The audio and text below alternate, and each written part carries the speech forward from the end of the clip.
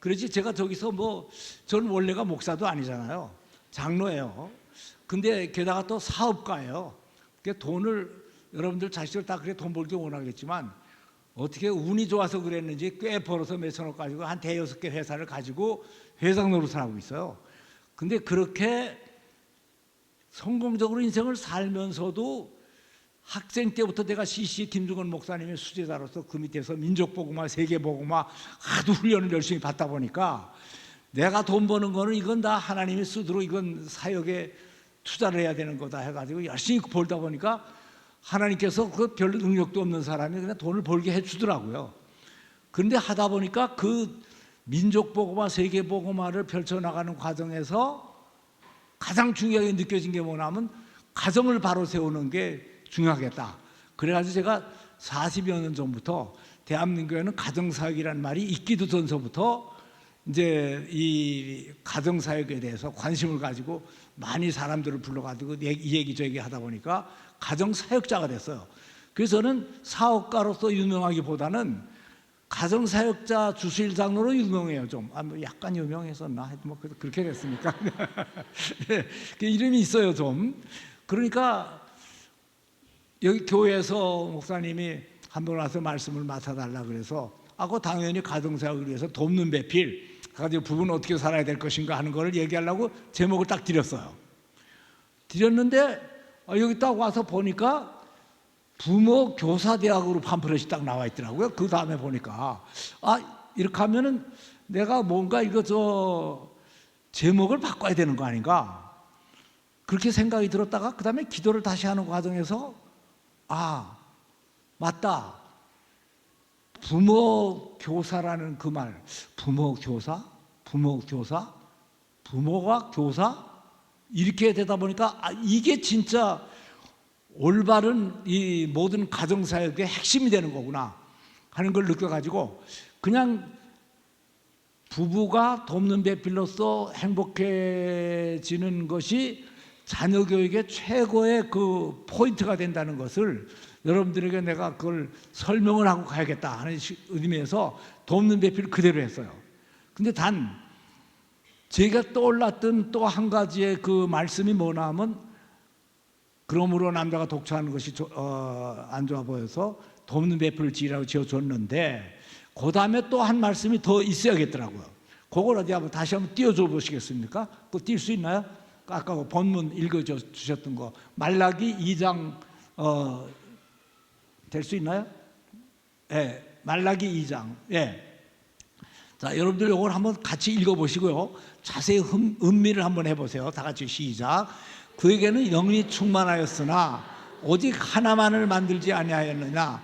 어찌하여 하나만 만드셨느냐? 이는 경건한 자손을 얻고자 하심이라.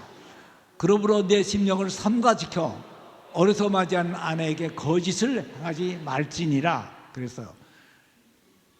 여러분들 부모 교사 대학인데 자녀들을 교육하는데 가장 핵심적인 게 그 교육의 목적이 뭡니까? 경건한 자손을 얻기 위해서 해야 되는 거예요. 세상 교육은 스펙을 잘 쌓고 공부 잘하고 좋은 학교 들어가고 돈 많이 벌게 하는 게 세상 교육이겠지만 이 크리스천들의 다음 세대에 대한 교육은 경건한 자손을 만드는 겁니다. 경건한 자손은 다시 말하자면 내가 하나님을 믿는 사람이 돼가지고 모든 삶을 하나님께 바치는 삶을 살고 그 신앙의 유산을 자녀들에게까지 물려줘가지고 자녀들도 하나님을 공경하면서 살게 만들므로 말미암아 그들이 하나님께서 우리 세대에 주셨던 복을 그대로 받게끔 해주기 위해서 그렇게 교육을 시키는 것이 진짜 자녀 교육의 최종 목표예요. 근데 저기에 보니까 경건한 자손을 얻기 위해서 뭐 했다고요? 하나님이? 오직 하나만 짓지 아니하였느냐? 그게 무슨 얘기겠어요? 아담에게 하와 한 사람만 만들어줬다 이거예요. 일부 일처제를 시작하게 하신 분이 하나님이라 이거죠. 그런데 이 일부 일처제가 그대로 잘 됐으면 믿음의 조상들 아담, 노아, 아브라함, 다윗, 야곱 다 그대로 잘 살았으면 이 세상이 오늘날 이렇게 절대로 안 됐을 거예요. 근데 얼마나 이 사람들이 엉터리로 살았느냐. 나는 여러분들이 지금 굉장히 우리 믿음의 조상이 굉장히 훌륭한 분들인데 욕할 생각은 요만큼도 없어요. 왜냐하면 그 시대에는 그렇게 그냥 사는 거가 그냥 허락이 됐기 때문에 그렇게 살았는데, 그걸 하나님이 기뻐하시지 않은 방법대로 산 거에 대한 대가는 그들이 그대로 받았더라 하는 얘기죠. 자, 우리가 믿음의 조상 아브라함 봅시다. 왜 하갈은 데리고 살아가지고 아담하고 둘이 살게 했는데 왜 또 처분 둬가지고 이스마엘을 낳아가지고 오늘날 수천 년이 지난 오늘날까지 이스마엘과 이삭의 싸움으로 중동 분쟁이 일어나고 모슬렘이 생기고 기독교와 모든 게, 온 세계의 3차 대전까지 그 불씨를 만든 게 바로 그때 아브라함이 아차 잘못한 것들. 아브라함이 믿음의 조상이죠. 훌륭하죠. 하나님을 잘 믿었죠. 하나님 인정했죠. 딱 한 가지 잘못한 게 있다고 그러면은 그것도 뭐 자기가 얻은 것도 아니고 바람 피려고 얻은 것도 아니고 자식 갖겠다고 그래가지고 하도 그 하나님을 믿지 못했죠. 근본적으로 믿지 못하고 사라가 이 하갈하고라도 자고 애 낳아야 되지 않겠네 해가지고 그 애를 낳아가지고 그게 그런 씨가 될 줄 전혀 생각지도 못했죠.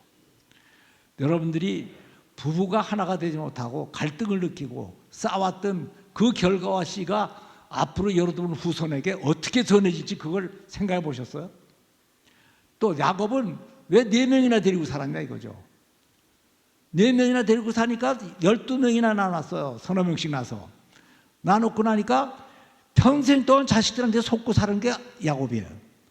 왜냐하면 요셉을 그냥 갖다가 노예로 팔아버리고 우물에 놓고 죽이려다가 그것도 유다가 겨우 얘기를 해가지고 그래도 뭐 갖다가 우리 죽이는 것보다 동생이니까 정이 조금 있어서 그래도 애굽을 팔아버리는 게 낫지 않겠냐. 그래 팔았다고요. 이복 동생이니까 팔았지 친동생 같으면 팔았겠어요? 그리고 그 12형제들이 자라면서 각각 그 4부인들이 서로 갈등을 하면서 아브라함의 가까이 지내고 더 아주 정부인 되고 싶어하고 사랑을 더 받고 싶어가지고 그 씨앗 보는 거 그냥 부처님 돌아놓는다는 말이 있는데, 그런 가정 분위기를 만들어 놓으니까 자녀 교육이 어떻게 됐겠냐 하는 얘기죠. 그건 똑같아요. 다윗도 그래요. 다윗도 물론 그렇게 많이 바람핀 것 같지는 않은데 왜 남이 장군의 아내는 우리 아내 데려다가 살아가지고 왜 거기 아들을 낳아가지고 그렇게 되니까, 다윗은 굉장히 성분이고 훌륭한 그런 분이지만 어떻게 되느냐, 아들이 반역을 해가지고 아들하고 전쟁한 임금이에요. 굉장히 믿음상으로 볼 때는 훌륭하고 하나님의 뜻을 받던 그런 왕이지만 아들하고 전쟁한 이 세상에 세상 왕도 그런 왕이 없어요. 아들하고 전쟁한 왕이 어디 있어요. 그래서 그 다윗이 얼마나 크게 회개를 했습니까? 근데 예수를 믿는 사람은 딱 한 가지 돼 있더라고요. 그렇게 잘못하고 회개는 죽으라고 하더라고요. 회개 가지고 이제 회복이 되는데 그냥 그렇게 회복되고 끝날 것이 아니라 올바른 자세를 가져야죠. 자, 그래서 하나님께서 왜 영은 유효하시지만 하나님은 영은 얼마든지 만들 수 있다 하는 얘기죠. 그래서 생각하고 번성하고 애들을 많이 낳게 하려면 그 남자들 한 사람한테다 서너 명씩 여자 만들어줬으면 죄송하지만 남자들은 다 좋아하겠지만 그거 좋아할 여자는 아무도 없겠죠. 그렇게 되면 어떻게 될 건가? 경건한 자성을 얻지 못한다 이거예요. 그러면 왜 일부 일처로 사는 것이 경건한 자성을 얻게 되는 그러한 핵심 교훈이 되느냐 하는 얘기죠. 그거를 우리가 확실히 알아야 돼요. 그 일부 일처제로 서로 평생을 사랑하면서 사는 거, 그게 바로 뭐냐면 돕는 배필로서의 평생을 사는 거예요. 그래서 하나님이 아담에게 돕는 배필 하와를 만들어 줬으니까 아담과 하와가 어떤 형태의 돕는 배필이냐 하는 걸 알아야 우리가 그런 형태의 부부가 될 거 아니냐 하는 얘기죠. 그래서 그런 부부를 보고 사는 자녀들이 경건한 자손이 된다는 얘기죠. 그래서 저는 여기서 제가 질문을 몇 가지 하죠. 애들 교육의 주체는 누굽니까? 학교 선생? 과외공부 선생? 주일학교 교사? 아니죠. 부모예요, 바로. 그러면 그래서 제가 여기 이걸 보고 나서 깜짝 놀랐다니까요. 내가 이걸 보고 나서 내가 부모교사대학 그래가지고 자녀교육을 딴 강의를 하려고 그러다가 무조건 돕는 배필에 대한 걸 확실하게 여러분들에게 오늘 각인시키고 가야겠구나 하는 생각을 해가지고 돕는 배필 이따 얘기할 거예요. 그런데 그 돕는 배필을 얘기하기 전에 왜 우리가 돕는 배필이 돼야 되고 일부일처리로 살아야 되고 이 돕는 배필이 된다는 것은 어떤 의미인가? 하나님이 설계하신 가정제도의 기본 원리인데 이게 뭔가 하는 거를 이제 설명할 거예요. 그런데 자녀 교육의 주체는 누가 돼야 되느냐? 방금 얘기한 대로 학교 선생 또는 주일학교 교사, 학원 선생, 아무리 몇 천만 원짜리 인기 있는 강사라도 그 사람한테 애 맡겨가지고 하면 어떻게 돼요? 좋은 학교는 보낼지 몰라요. 그래서 제가 여기서 여러분들이 우리 크리스찬의 자녀 교육은요, 첫째가 인성교육, 신앙교육입니다. 교육에는 두 가지가 있어요. 인성교육이 있고 지식교육이 있죠. 근데 인성교육은 뭐냐? 비전과 꿈과 자기의 가치관을, 인생관을 세워주는 교육이에요. 내가 앞으로 뭘 해야겠다. 내가 돈을 벌면 그 돈으로 뭘 하고 살아야 되겠다. 나는 뭘 하면서 살아야 내 인생은 행복해질 수가 있다 하는 거를 결정짓는 거가 인성교육에 속하는 거고, 그거는 인생의 목표를 정하는 거죠. 그런데 지식교육은 뭐냐면 그러한 인성교육이 아니고 이 인생의 목표를 달성할 수 있게 하기 위한 능력을 배양하는 거예요. 근데 요새 대부분의 모든 그 지식은 어떻게 되나요? 그냥 컴퓨터 하면 애들 다 잘 알아요, 이제. 옛날에 아무것도 모르던 걸 하나만 딱 두드리면 다 나와요, 그냥. 굳이 그 죽으라고 암기할 필요도 없어요. 근데 제일 중요한 건 뭐냐면 그렇기 때문에 내가 무엇을 하고 살아야 될 것인가? 내가 가장 내 인생에 가치 있는 게 뭔가? 나는 어떻게 해야 행복해질 수 있는 존재인가? 이거를 먼저 하고 나야 그 다음에 그 목표를 달성하기 위해서는 대학교를 가야겠다. 영어 공부를 더 해야겠다. 나는 음악을 더 해야겠다. 미술을 더 해야겠다. 체육을 해야겠다. 법률을 더 해야겠다. 그 다음부터 나오는 교육이 학교에서 하는 거예요. 그런데 인성교육이 중요한 거에 한 가지가 뭔가 하면은, 자, 애들 교육은 언제 시켜야 되냐? 우리나라 말에 3살 버릇 80까지라는 말이 있죠. 그럼 3살 버릇이 80까지 간대요. 그러니까 우리 한 사람의 인격과 이거를 만들고 인성교육을 하게 되는 걸 언제 시작되나? 3살 때 이미 50%까지는 완성이 된다는 얘기예요. 여러분들 꿈에도 생각을 못 하겠죠. 3살밖에 안 먹은 애가, 나이 안 먹은 애가 뭘 안다고 지가 이걸 해야 되고 저걸 해야 되고. 천만에요. 그 애들이 본능적으로 내가 뭘 해야 될지, 뭐가 하고 싶은지 좋아하는 거 다 있어요, 벌써. 그리고 7살짜리 초등학교 들어갈 때까지는 한 60%, 70%가 되고, 그 다음에 이스라엘에 가면 13살이 성인식을 해요. 그럼 13살이 되면 그때야 70%, 80% 교육이 다 돼요. 그럼 그 다음에 고등학교 가고 대학교를 가고 다 가서 나머지 배우는 거 뭐냐면 지식교육이에요. 거기다가 덧입히는 거예요. 덧입히는데 그거를 잘 해놔야 내가 그걸 앞으로 해나가고 살아야겠다 하는 인생의 목표가 서야 되고, 지식교육이죠. 내가 대학교 가가지고 학사학위, 석사학위, 박사학위 별의별 걸 다 따도 그 사람에게 만일 인성교육이 제대로 안 돼 있으면 컴퓨터가 기가 막힌 도사가 됐다, 실력이 변호사가 됐다, 어떻게 돼요?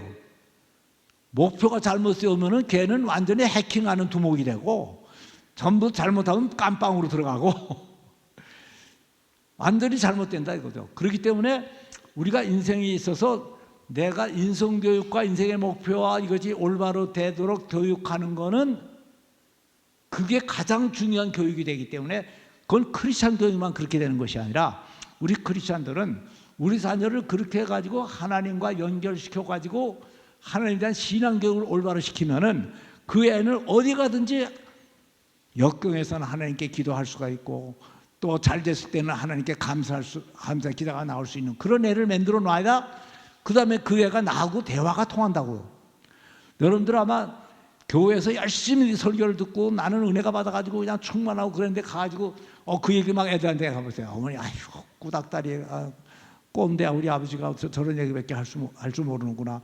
그건 뭐 반나 잘하는 얘기지 뭐. 하도 어려서부터 그냥 입으로만 이런 떠들어왔기 때문에 그러면서 자기네들은 그걸 안 지키고 말로만 떠들었기 때문에 애들은 다 알아요 그걸. 우리가 어느 정도 신앙을 갖고 있는지, 우리가 얼마나 정직하게 살아왔는지, 내가 어떤 꿈을 가지고 인생을 살아왔는지 그거를 제일 잘 아는 사람이 누굴까요? 어떤 의미에서는 나도 나를 잘 몰라요. 그것이 금속거래서 너 자신을 알라고 그랬겠어요. 근데 애들은 알아. 우리 아버지 어머니가 뭐 어떻게 사는지. 우리 아버지 어머니가 나를 왜 저렇게 열심히 공부하라고 그러는지 애들 다 알아요, 다. 근데 뭐라고 대답할까요? 좋은 학교 들어가기 위해서 공부하라는 거지 뭐. 왜 공부 잘하라고 그러면 꼭 왜 좋은 학교 가라고 그러냐. 좋은 학교 가야만 내가 편안하게 잘 살고 우리 집안이 일어나고 우리 집안이 세상적으로 잘 될 수 있으니까 가문의 영광을 위해서 열심히 하라고 그러는 거겠지. 그러니까 하기 싫은데 왜 자꾸 그걸 하라고 그러는지 모르겠다. 그러면서 반발하게 돼 있다 하는 얘기죠. 자, 여기서 우리가 얘기하는 건 자식의 교육은 인성교육이 더 훨씬 중요하고 신앙교육이 가장 먼저다. 그래서 우리는 성경에 분명히 그 나라와 그 의를 먼저 구하라. 그리하면 이 모든 것이 집이고 아파트고 직장이고 모든 학위고 모든 게 다 이루어진다고 설교를 듣고 끄떡끄떡하고 아멘 아멘 하면서도 가가지고는 그거가 중요한 게 아니라는 얘기죠. 항상 내 실질적인 삶 속에서는 그게 아니었다는, 이걸 우리가 반성을 해야 돼요. 첫째. 그러면 그거를 우리 애들한테 속일 수가 있느냐? 절대로 못 속여요. 근데 왜냐면 애들은요, 여러분들이 애들 교육하는데 애들은 들은 대로 한다? 아니면 본 대로 한다? 본 대로. 들은 대로 안 해요. 우리가 공부 열심히 하라고 아무리 안 한다고. 근데 아버지가 책 들고 앉아가지고 열심히 공부만 하고 그럴까 해서 아버지 하는 거 어떻게 하는 거 나도 해야 돼. 보면 본대로 해요. 부부가 죽어라고 싸움하면서 야 너희들은 아주 사이좋게 지내라 그러면 사이좋게 지내나요? 봤는데 싸움하는 거 봤는데. 그리고 엄마가 아버지한테 얼마나 많은 원망을 가지고 있는지 잘 아는데 또 아버지가 어머니를 얼마나 무시하는지 걔네들이 너무나 잘 알아. 그건 딴 데 가 물어볼 필요가 없어요. 그러니까 나는 여기서 경건한 자손을 얻기 위해서는 반드시 해야 될 게 뭐냐면 일부 일처제가 기본적으로 외형적으로 돼야 되는데 그 일부 일처제에서 뭐가 돼야 되냐면 돕는 배필이 돼야 된다 하는 얘기죠. 그 이 돕는 배필은 하나님께서 아담과 하와 부부를 만들면서 둘이 가지고 갈 관계를 얘기해 준 거거든요. 그래서 오늘 여러분들에게 본론 얘기 들어가기 전에 서론으로 얘기한 거가 바로 뭐냐면 바로 요거예요. 왜 여러분들이 아마 반드시 부모가 교사가 돼야 된다. 3살 버릇 8까지 가는데 그때 교육을 시켜야 될 텐데 3살 이전에 과외공부센터 붙일 수가 있어요?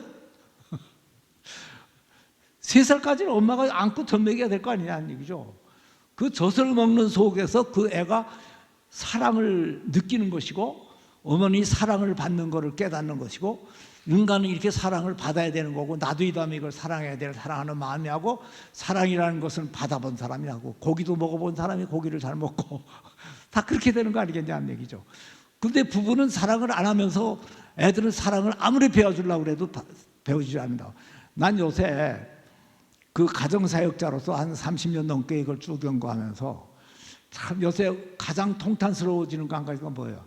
여긴 그런 분들이 오셨으면 조금 양해해서 들어주세요. 뭐냐면 결혼을 독신주의가 는다는 거예요. 30살이 돼도 끄떡 안 해. 40살이 돼도 뭐 그냥 잘 살아. 그냥 뭐 직장 없고 그냥 돈 벌고 그냥 재미 보면서 살면 얼마나 잘 살아. 그래가지고 결혼을 안 하는 사람들이 너무나 많고 저출산이 우리나라에 하여튼 세계에서 1등이 돼 있고 뭐 이런 상황으로 돼 있으면서 왜 그런 게 됐냐 하는 얘기죠. 내가 많은 사람을 상담하다 보니까 그래서 어떤 집사 부부가 와가지고 제 소원은 우리 아들이 하나 있는데 아들, 딸이 둘이 있는데 딸은 이미 집을 갔지만 아들은 끝까지 45살 됐는데 장가 안 가고 있대. 윤씨예요, 윤씨. 미안하지만.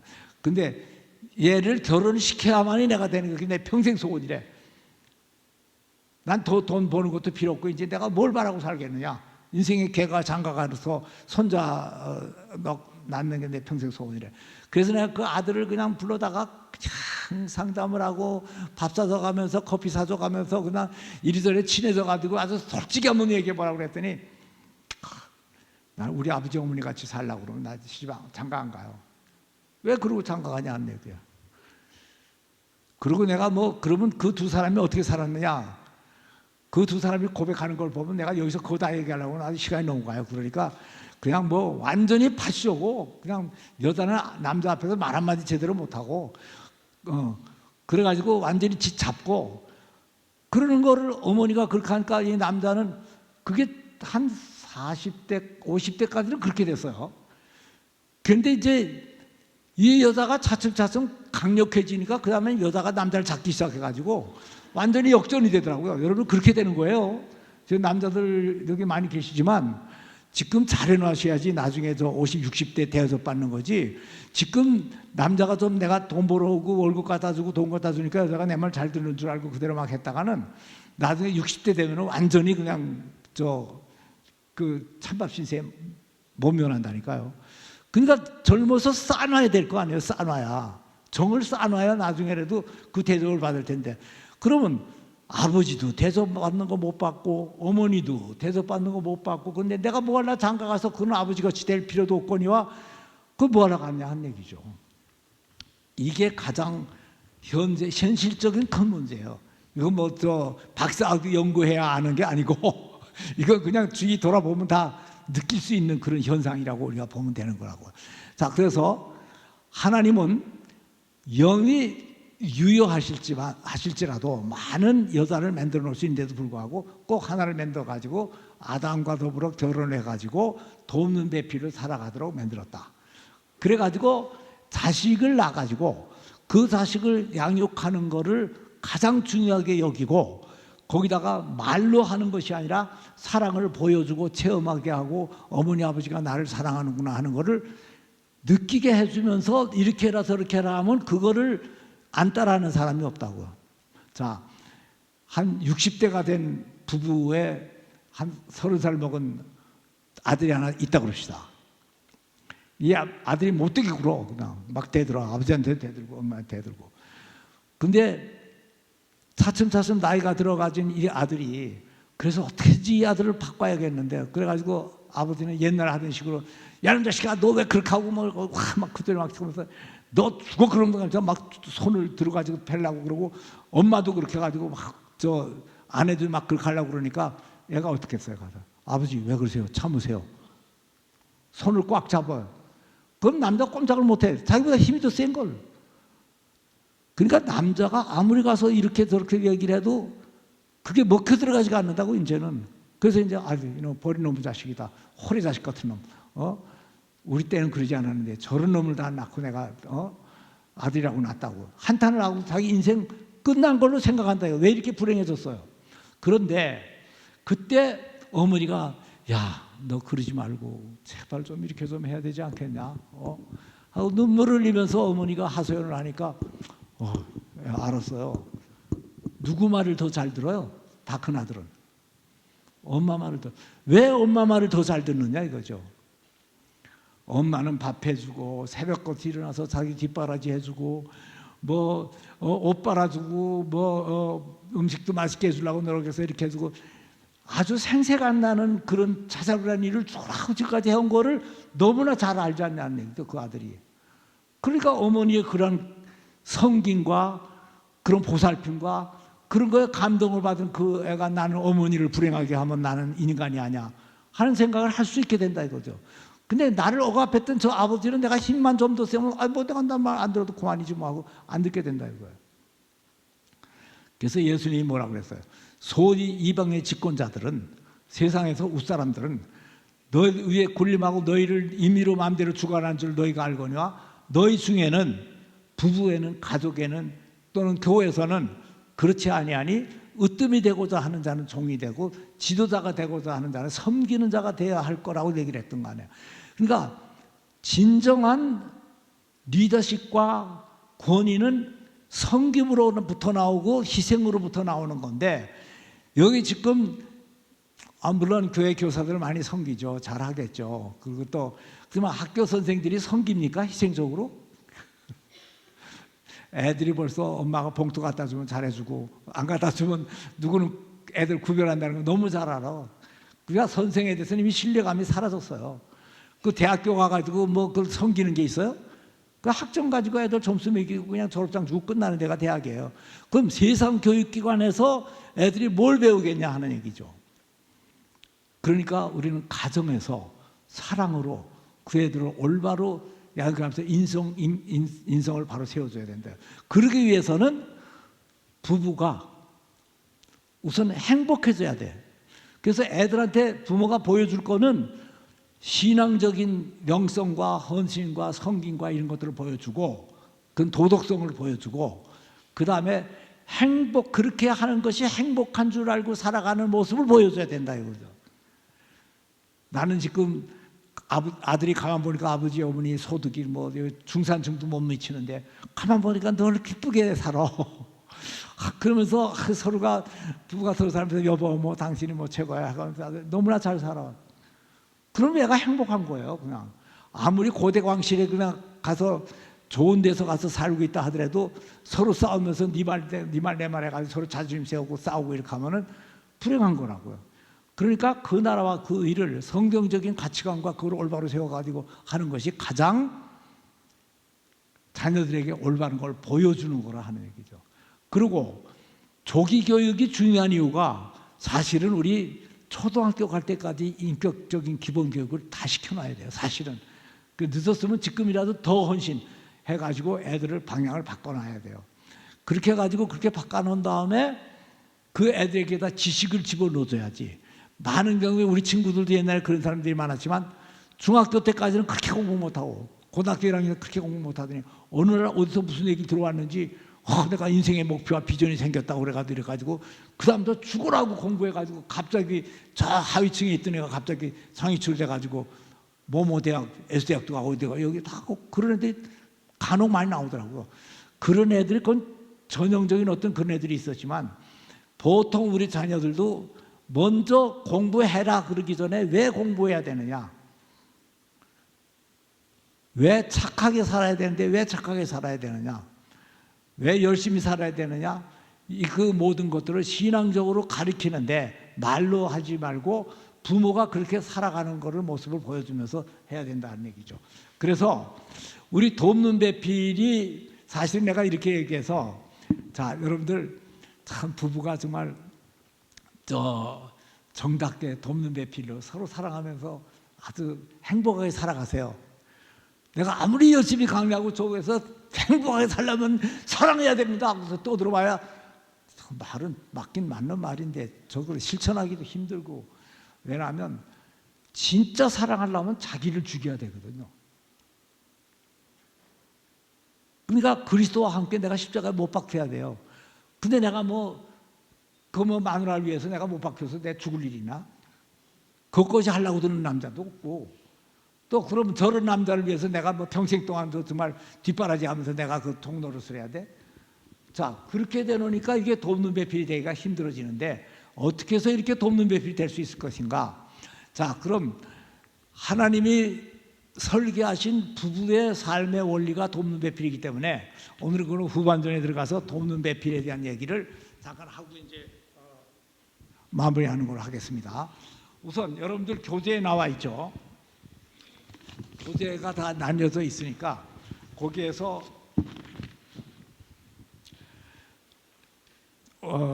페이지가 이렇게 안 나와 있네요. 그러니까 자 창세기 2장 18절 나와 있으니까 한 목소리 읽고 들어갑시다. 다 같이 시작. 사람이 독초하는 것이 좋지 못하니 내가 그를 위하여 돕는 배필을 지으리라. 여기서 돕는다는 말의 뜻은 보조자 역할을 한다는 것이 아닙니다. 돕는 배필이라고 그러니까 남자가 머리가 되고 여자는 돕는 그 밑에서 부하 노릇 하라는 건가? 이런 생각을 하게 된다고요. 근데 그런 말이 안 해요. 진정한 도움을 주기 위해서는 도움을 주는 자가 받는 자보다 더 우수해야 도움이 됩니다. 돕는다는 말이 히브리 말로는 에젤이라고 하는데, 이 말은 하나님이 인간을 돕는다고 할 때 쓰는 말입니다. 자, 이게 무슨 얘기냐 하면요, 바둑을 두는데 프로한테 가가지고 아마추어 아마추어 한 3급 5급짜리가 이제 아마추어끼리 잘 둔다고 그래서 거기 가가지고 프로한테 여기다 놓으세요, 저기다 놓으세요. 그게 도움이 돼요? 그 말 들으면 큰일 나지. 훨씬 수준 높은 사람이 낮은 사람을 가서 그거 여기다 놔라 저기다 놔라 했을 때 그게 도움이 되는 거예요. 그러면 아내를 돕는 데 필요 줬으면 아내가 남자보다 더 우수해야 돼요. 내가 뭐 여기서 여성 우월주의를 내가 얘기하려는 건 아니고, 그렇지만 어떤 면에서 여자가 분명히 남자보다 몇 배 우수하다는 것을 남자들은 알아야 된다니까요. 남자만 가지고는 하나님이 이 세상을 다 운영해 나가는데 부족한 게 많기 때문에 여자를 만들어 가지고 여자가 남자를 도와야 남자가 자기 역할을 할 수 있도록 했다고요. 자, 맨 처음에 하나님께서 우선 이걸 생각해 봅시다. 하나님께서 아담을 만드셨어요. 그 아담한테 맨 처음에 명령으로 하라고 그런 게 뭐예요? 대답을 안 하시는데 뭐 너무 유치한 걸 물어봐서 대답 안 하는 건지 아니면은 몰라서 대답 안 하는 건지. 예? 생육하고 번성하라. 근데 하나님이 아담한테 야, 생육하고 번성해 할 수 있어요? 여자가 있어야 생육하고 번성하지. 그때는 아직 하와들을 만들기 전이에요. 창세기 1장 26절로 돼 있으니까, 28절로 돼 있으니까 하와 만든 건 2장에 가서 만들었잖아요. 그러니까 내가 너 생육하고 번성하라는 명령을 너한테 줬는데 너 혼자 못한다 이거예요. 아내를 여자를 붙여줘야 여자가 씨를 받아가지고 애를 배가지고 애를 낳는 거죠. 그러니까 생육하고 그거서부터가. 그리고 이 돕는 배필을 에젤이라고 돼 있어요. 에젤이라는 말은 히브리 말에서 어떨 때 쓰는 거냐, 하나님이 인간을 도우실 때, 하나님이 인간을 도우셨다 할 때 에젤을 했다는 걸로 쓰는 거예요. 그러니까 훨씬 수준 높은 사람이 수준 낮은 사람에게 할 수 없는 걸 할 수 있게끔 도와주는 거. 그런 의미에서 우리 아내들이 남편을 잘 섬겨주면 남편이 유능하고 능력이 있는 남자가 될 걸로 믿습니다. 그런데 반나 하는 게 그거지 뭐 이래가지고 그냥 무시하고 그러면은, 마누라한테도 무시받는 사람이 어디 가서 무슨 일을 할 수가 있어요. 그러니까 그게 굉장히 중요한 거고, 그 다음에 이제 그 뒤에 보세요. 남자는 하나님께서 주신 명령을 여자의 도움 없이 성취할 수가 없습니다. 여자의 도움이 있어야 인간은 자녀를 낳고 번성할 수가 있습니다. 그러므로 인간이 하나님의 사역을 완수하는 데 있어서 반드시 돕는 배필인 아내가 필요한 거예요. 그러니까 베드로가 뭐라고 그랬느냐? 아내를 유업을 같이 이을 자로 알아서 아내를 아끼라는 얘기예요. 하늘나라의 유업도 아내와 더불어 같이 가서 같이 그거를 누리게끔 돼 있고, 행복도 누리고 하나님의 명령도 다 이행하고 그렇게 하는 천국의 삶을 유지할 수가 있으니까, 그렇지 않고 네가 네 폰만 잡고 아내를 무시해 가지고 이래가지고는 그게 불가능하다는 것을 가르쳐 주는 거죠. 네, 그래서 세 번째, 하나님께서 돕는 배필을 지은 이유는 아담이 자신의 존재의 의미를 찾고 행복한 삶을 살게 하시기 위함이었다. 하지만 단순히 생활의 편리를 위한 것이 아니었습니다. 아담이 행복해지기 위해서는 사랑을 할 수 있어야 했습니다. 자, 많은 사람들이 아담이 돕는 배필이 없으므로 보시기에 안 좋았다고 그랬어요. 고전 것들은 만들어 놓고 매일 다 좋다고 그랬어. 보시기에 좋았더라, 보시기에 좋았더라. 근데 유독 아담 하나 있는 것만 보고는 보시기에 안 좋았다고. 그럼 뭐가 안 좋았을까요? 그렇게 우리는 어떻게 이렇게 생각하냐면, 아담이 호레비가 돼서 밥 해주는 사람도 없고 빨래 해주는 사람도 없고 도와주는 사람이 없어서 야, 참 되게 힘들었겠구나, 살림살이가 궁상맞았겠구나, 그런 뜻이에요? 우리는 말은 안 해도 그렇게 그냥 대충 생각을 한다고요. 그러니까 여자는 빨래 해주고 밥 해주고 해줘야 된다. 그러면 여자의 역할이라는 게 뭐예요? 밥 해주고 빨래 해주고 그러니까 생활에 도움이에요, 도움이. 근데 여기 여자들이 도움이 되고 싶어서 결혼한 사람 누가 있어요? 근데 도움이가 되라고 그러니까 기분 나빠하고 자꾸 싸우게 되는 거예요. 자기도 모르는 속에 그런 것들이 내재되어 있단 말이에요. 그런데 요거를 앞으로 딱 바꾸세요. 아담에게 하와를 만들어준 건 하와는 어떤 정체성을 가지고 있는 존재냐? 아담은 하나님의 형상과 인격을 닮아가지고 하나님은 성품이 뭐죠? 이것도 또 그냥 딱 나와야 되는데 사랑하지 아니하는 자는 하나님을 알지 못하나니 이는 하나님은 사랑이심이라 그랬어요.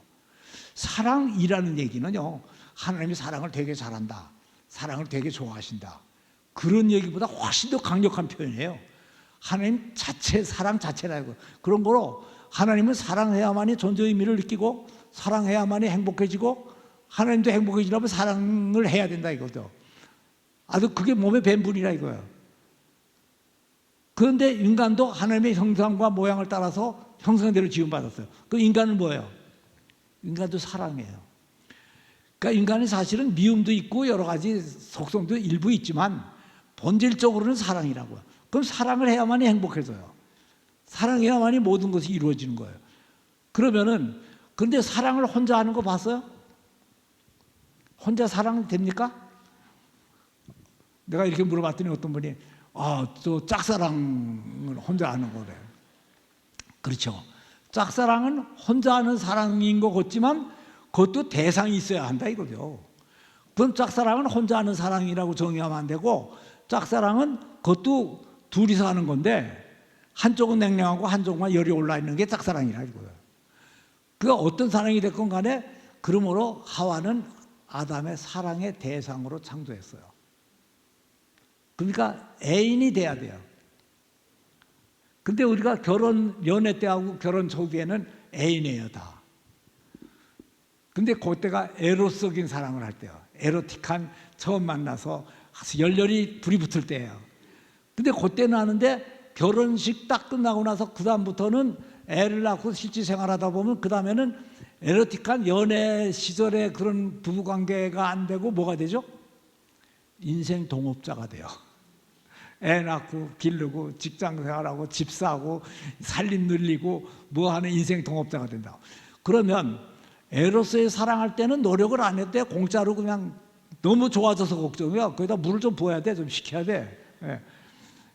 그런데 결혼해가지고 딱 되면 그다음부터는 덤덤해서 사랑한다는 말도 안 하고 그건 좀 잘해주라고 그러면은 남자들끼리는 뭐라고 그러는지 아세요? 야, 잡아놓은 고기한테 미끼 주는 거 봤어?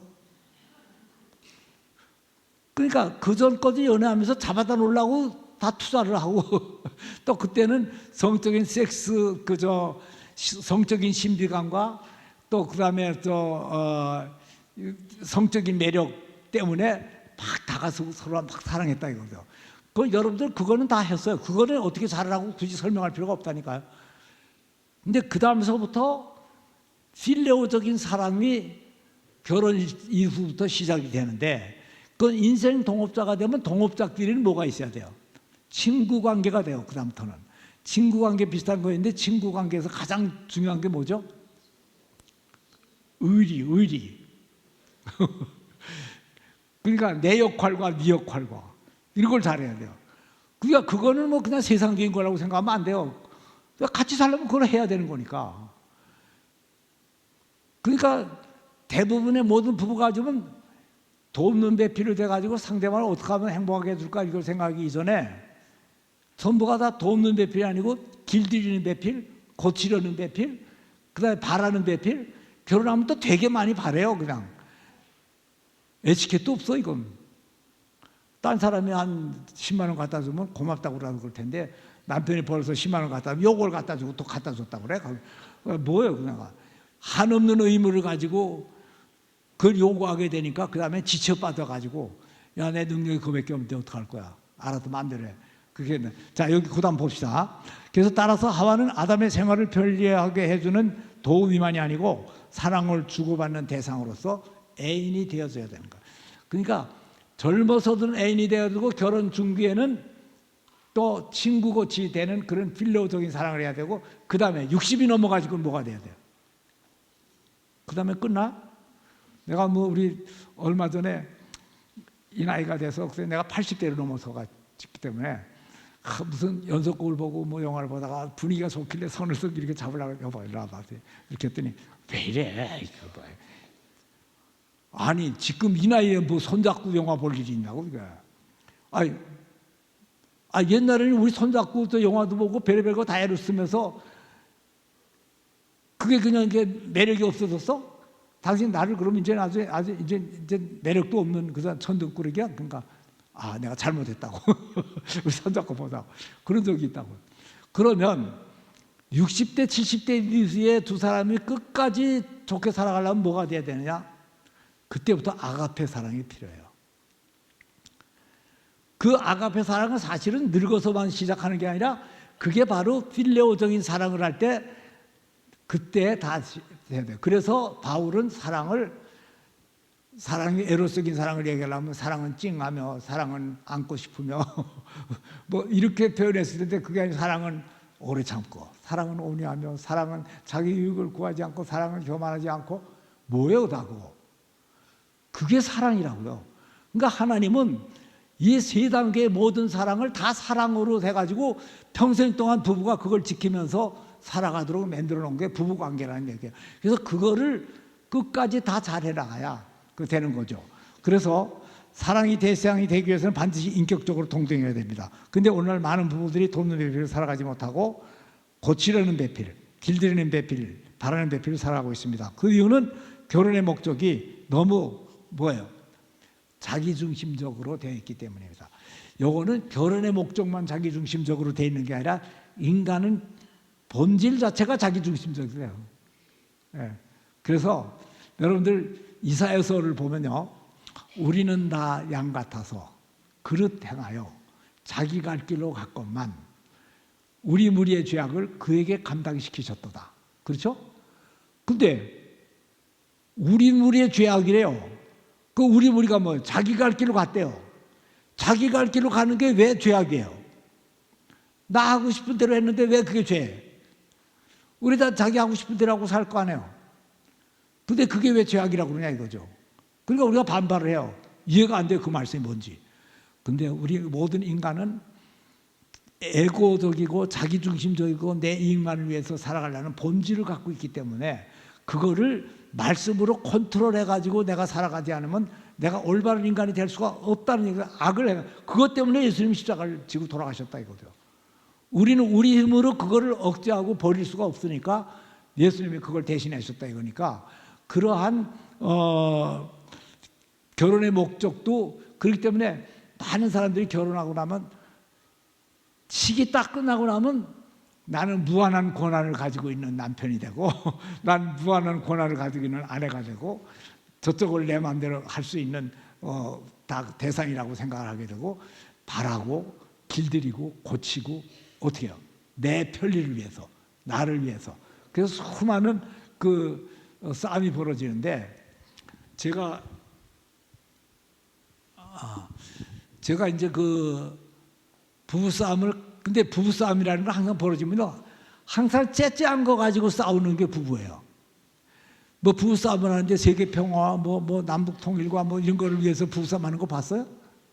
전부가 다 째째한 거예요.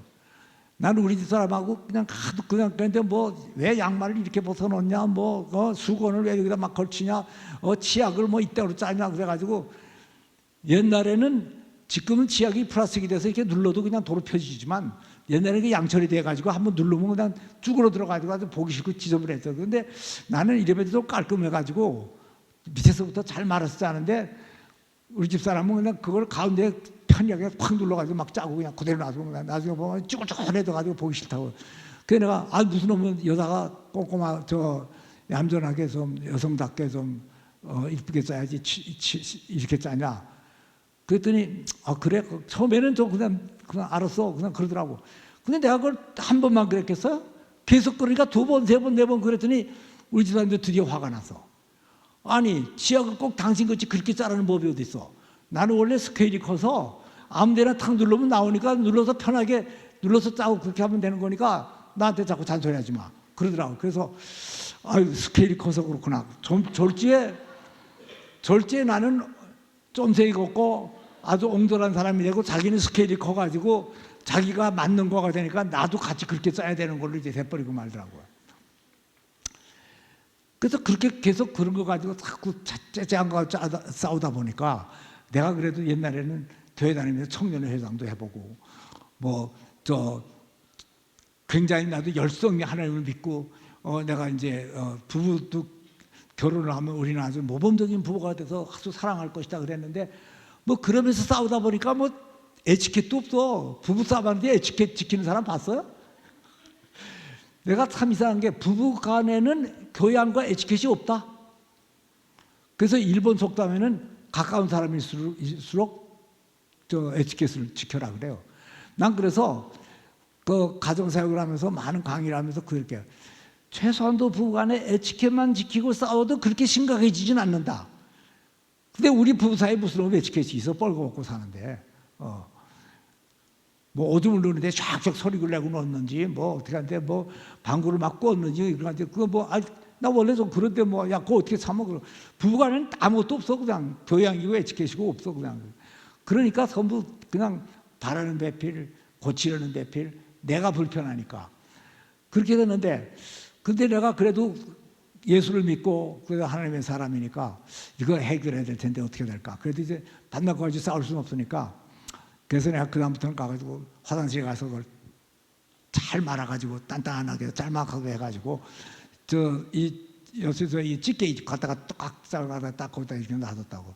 그랬더니 두 번, 세 번, 서너 번 할 때까지도 아는 척을 안 해. 그래서 계속해서 그래도 한두 달 그렇게 했더니 그러니 드디어 여보 나는 요새 화장실 가서 치약 짤 때마다 너무 행복해요. 하루는 그러더라고요. 왜 그랬더니 내가 그 치약을 짜면서 당신의 사랑을 먹는 것 같아. 내가 그런 게 성격도 나도 너무 깐깐해가지고 그런 거 못 참는 줄 잘 알거든요. 그런데 그렇게 하니까 네가 왜 이러나 그러니까 나를 사랑하니까 그러구나. 그러면서 나중에 뭐라고 내가 당신한테 시집오길 잘한 것 같아. 그러더라고요. 그래? 야 그때 내가 확 기분이 좋아지더라고요. 시집오길 잘한 것 같아? 내가 아내한테 그 얘기를 들으려고 내가 얼마나 노력을 하고 유도신문을 했는지 몰라요. 당신 나한테 시집오길 잘했지. 내가 수입이 이만큼 되고 내가 학벌도 이렇고 이거 폼을 잡으려고 몇 가지 그러면 당신만 나왔어? 나도 나왔지.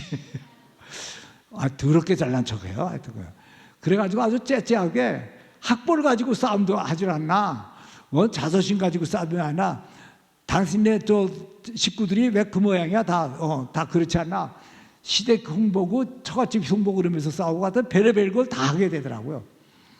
그러니까 내가 아무리 잘해줘도 당신한테 15길 잘했다 소리를 안 해 죽어도. 근데 이거 치약 말아주는 거 가지고 당신한테 15길 잘한 것 같다. 그건 뭐냐면 그래서 내가 그때 느낀 게 뭐냐면 내 이기심과 내 습관과 내 자존심을 죽이고 상대방이 기뻐하는 거를 내가 의욕적으로 하면은 그것이 바로 사랑의 표현이 되는구나 하는 거를 내가 거기서 깨달았어요. 그러기 시작하면서 내가 사실은 왜 40대 초반부터 가정사역이라는 걸 했느냐. 많은 사람들이 장로님은 신학교도 안 나오고 상담학교도 안 나오고 공과대학을 나온 사람이 어떻게 해서 그 가정사역을 하게 됐느냐. 그래요. 그래서 내가 싸움을 너무 많이 해서 그래. 하도 싸우다 보니까 이 부부 관계가 내 생각 가지고는 해결이 안 되더라고. 그 싸움을 풀 수가 없어요. 끝까지. 그래서 이혼하자 소리까지 나오고 이렇게 됐길래 그다음부터는 하나님한테 나갔어요. 성경에 보니까 이혼하라는 말이 없잖아요. 하면 안 된다고. 하나님께서 짝지어 주신 걸 인간이 나누지 못한다 했잖아요. 그러니까 못하는데 그건 같이 살다가는 불행하고.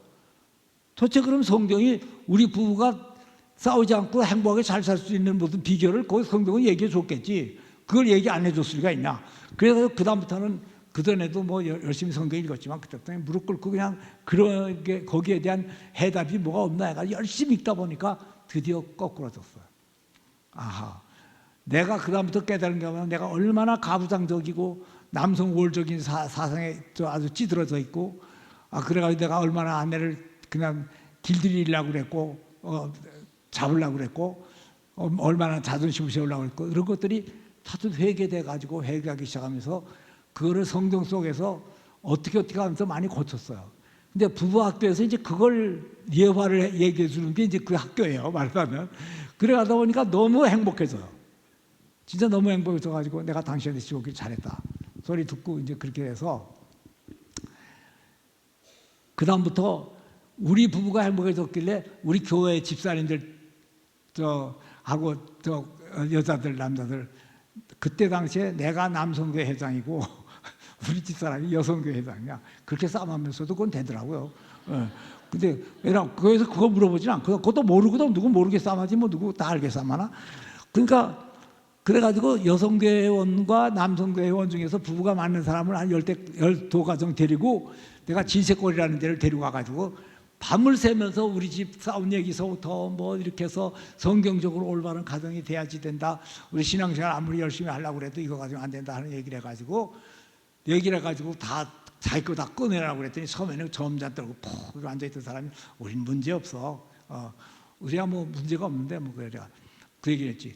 문제가 없는 게 행복한 게 아니다. 자, 문제가 있다가 문제가 해결이 되면 문제가 없다가 되지, 문제 없다 이코로 행복하다입니까? 행복하다는 건 또 딴 거야. 그러니까 문제를 없이 만드는 거하고 행복하게 되는 거하고 또 딴 거야.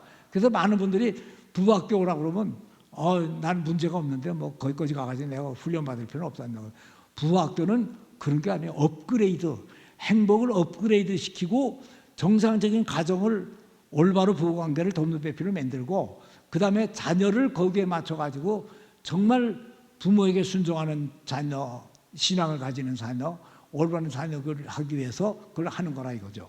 그래서 여기 돕는 배필이란 상대의 어려움을 도와주고 위험에서 구해주고 슬픔을 위로하고 편안하게 해주고 배우자의 결함을 있는 그대로 수용하고 모자란 것을 보완해주고 배우자가 수준 높은 행복을 끝까지 누릴 수 있도록 도와주는 것입니다. 이게 중요해요. 수준 높은 행복. 그냥 밥 배고플 때 밥을 잘 먹고 배부르다, 기분 좋다, 행복하다, 이거하고 달라요. 그보다 진짜 보람과 기쁨을 느끼는 그런 걸 얘기하는 거죠. 그래서 이렇게 되면 배우자가 먼저 행복해집니다. 그러면 나는 그 행복해지는 것을 보면서 더 큰 보람과 기쁨을 느끼며 더 행복해집니다. 이것은 아름다운 가정을 이루는 비밀인데 깊이 감춰진 것입니다. 결혼 생활에서는 자신의 편리를 위해 배우자를 종으로 만들고 수준 낮은 행복을 누리느냐, 사랑과 섬김을 통하여 수준 높은 행복을 누리느냐 하는 두 가지 중에서 한 가지만 선택해야 됩니다. 여기서요, 상대방을 종으로 삼으면 어떻게 돼요? 내 생활이 편리해져요. 종을 데리고 살면 편리해지는 건 맞아요. 그렇죠? 근데 행복해질 수가 없어요. 왜냐? 편리한 게 행복이 아니거든요. 여러분들 부모님들이 자식을 좋아하고 뒷바라지하고 옷바라지고 뭐 먹이고 이렇게 하면서 걔가 잘 되고 이렇게 되면 정말 내가 어머니에 대한 보람을 느낀다 그러면 그게 진짜 수준 높은 기쁨과 보람인데, 그게 수준 높은 행복인데 그게 그냥 공짜로 느낄 수 있느냐 하는 얘기죠. 그 종이 되지 않아가지고는 안 돼요. 그래서 예수님이 너희가 으뜸이 되고자 하면 종이 되라고 했던 거예요. 그러니까 부부간에가 상대방을 일꾼이나 내가 부리려는 종 같거나 내 밑에 사람으로 만들어 놓고 종을 데리고 살면 그 다음에 내가 편리한 생활은 되지만 행복한 생활은 안 된다 이거예요.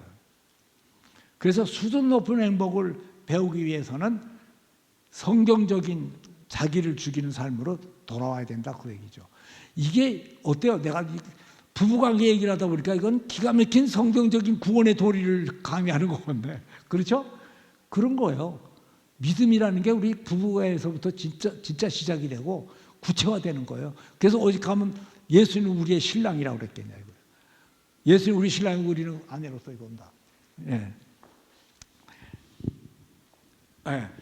지금 안 그래도 내가 시간이 좀 많이 되는 것 같아서 마무리하려고 지금 생각하고 있는데 시간이 좀 많이 갔습니다.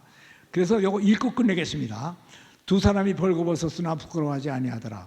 영적으로 벌거벗는다는 것은 자신의 약점이나 실수가 드러나는 것을 의미하는데, 돕는 배필이 되는 경우에는 약점이 드러나도 상대가 비판 없이 보완해 주기 때문에 부끄러워하지 않을 수가 있습니다. 이것은 아가페적인 사랑의 관계로 시간을 초월해서 상대의 성적 매력이나 신비감이 사라진 후에도 계속 사랑할 수가 있어서 다시 태어나도 당신만을 사랑하겠다고 하는 말을 할 수 있는 관계입니다.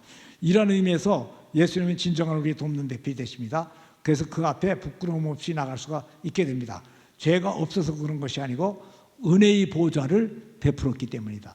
그래서 여러분들이 다 은혜의 보좌로 내가 예수님께 나가기 위해서 부부간에 서로가 서로에게 은혜의 보좌를 베푸는 돕는 배필이 되시길 바랍니다. 히브리서 4장 16절 읽고 끝내죠. 다 같이 시작. 그러므로 우리가 긍휼하심을 받고 때를 따라 돕는 은혜를 얻기 위하여 은혜의 보좌 앞에 담대히 나아갈 것이니라.